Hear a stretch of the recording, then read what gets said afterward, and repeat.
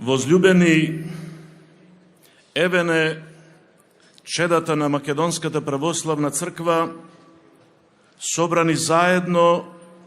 со представници на сите цркви и верски заедници, за да му кажеме да на животот, за да ја возгласиме светоста на семејството, оформено од еден маж и една жена, за да кажеме дека ќе ги браниме нашите најмили, децата,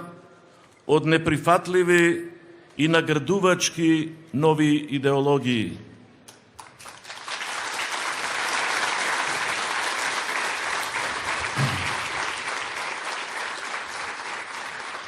Собрани сме за достоинствено и радосно да го покажеме нашето прегрнување на сиот свет како Божјо творение и да кажеме дека црквата ниту сега, ниту било кога не протестира против некоја личност и не отфрла никого. Па самиот нејзин живот и начин на постоење е непрестаен бунт, но не бунт против човек, туку против злото, против гревот и против смртта, во кој за жал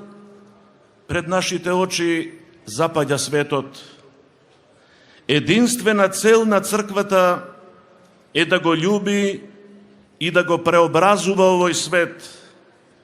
но не поистоветувајќи се со него. Затоа и не се чудиме кога светот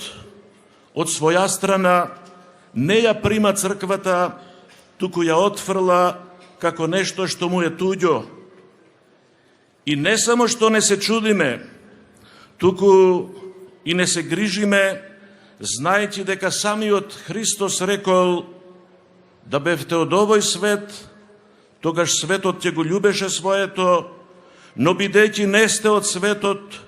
туку јас ве избрав од светот, затоа светот и ве мрази. Затоа не треба да не плашат бурите кога ќе се разбранува морето на овој свет, туку напротив, тоа треба само да не подсетува дека овој свет не е нашата крајна цел и да не охрабрува за да продолжиме кон сигурното пристаниште во љубовта на нашиот Бог. Не треба да веруваме во подобар свет ако во него нема место за Христа. А новото руво на исконската измама е дека црквата треба да го прекине своето патување кон ескатонот и да остане тука во времето и во историјата,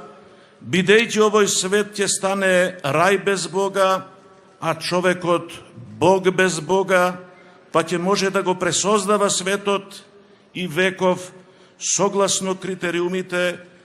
на својот отпаднат од Бога ум и спротивно на поредокот вграден во природата од Создателот. И кога најдобронамерно и секогаш љубовно и ненаметливо ќе кажеме нешто, се обидуваат да не замолчат со промена на тезите за секуларниот, односно световен карактер на државата, секогаш како по правило, толкувајќи ја секуларноста спротивно на уставот на државата, а во кој црквата и останатите верски заедници, спомнати во него, имаат свое место и своји загарантирани права. Впрочем, секуларно општество не значи и безбожно општество. Ние немаме ништо против секуларниот менталитет, на кој било поединец, па и на самото општество, но се прашуваме,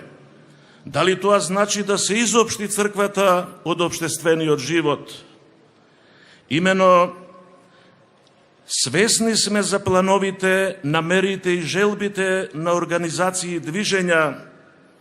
кои до таа мера зајакна во нашето општество, што некои од нив навлегува во државните институции, та и закони ни пишуваат. Закони токму како оние два несреќни закона за родова еднаквост и за матична евиденција, кои насила и спротивно на нашата волја не само целат да ја секуларизираат црквата, туку и да ја присилат да зборува и да се изразува со јазикот на некој си светски поредок, кој им е туѓ на словото и на духот на апостолите, на светите отци и на светото Евангелие. Затоа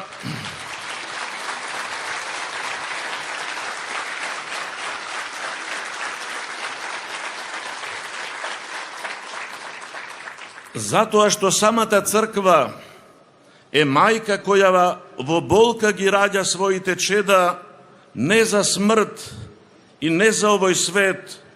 туку за живот вечен и за Царство Небесно, ние сосема ги разбираме загриженоста и стравот на секого, а особено на родителите, од неизвестната иднина за своите деца, за децата на нашата Македонија,